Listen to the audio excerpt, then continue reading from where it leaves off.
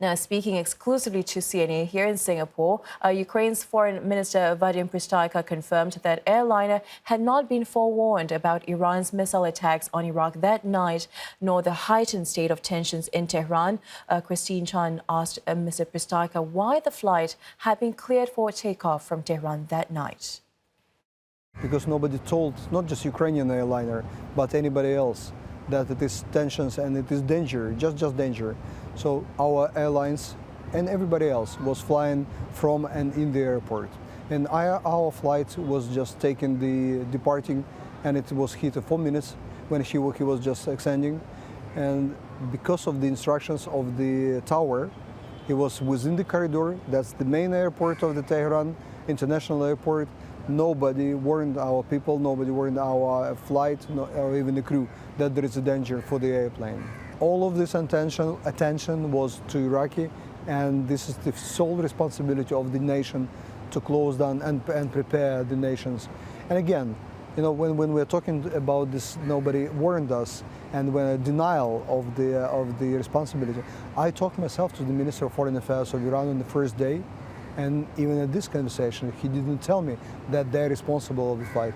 He didn't hint me that it was a strike by the missile, because at this moment we didn't know what to do.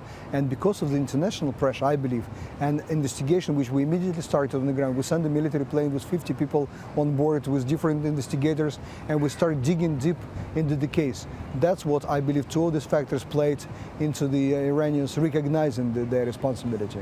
Now, when we have the full cooperation of the Iranian authorities on the ground, we start to receive important evidences, like we needed the pieces of the plane. We are now assembling, reconstructing the plane, so to know where the rocket hit the plane, what happened. Because what happened in reality, when we accessed the records of the pilots talking to the tower, we understood that the last words were that the flight is normal, and we're switching out to the autopilot. That was the last words of the pilot.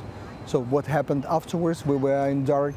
Now we understand, and we still have to go to criminal investigation. And there is an international group of investigators, which we are part, and we invited all the nations which lost their citizens. Tomorrow I will go to London, where 5 ministers of foreign affairs will meet of grieving nations. We'll meet, and we will try to work out what would be the collective next steps of our nations who lost their citizens. One of the grieving nations, presumably, is Iran. By far, their nationals outnumbered all those who died on the flight. They are not asking to be included in this, and they are not recognizing some of the. There is a problem with dual nationals. Who are those people? Whether their nation belong to the citizens of new nation, which they took as the new nation, new destination for their families, or they still belong to Iran. This is what we're also discussing. This is a painful issue, who is responsible of what, and where these citizens, the bodies, should go. All of these issues on top of legal issues and political issues. This is the center of our discussion. But no, Iran is not a part of it. They do not want to be a part of this common investigation effort. What for Ukraine would accountability look like? The recognition of the responsibility of the Iranian authorities. First of all, then they apologized formally to people and recognized that that's their fault.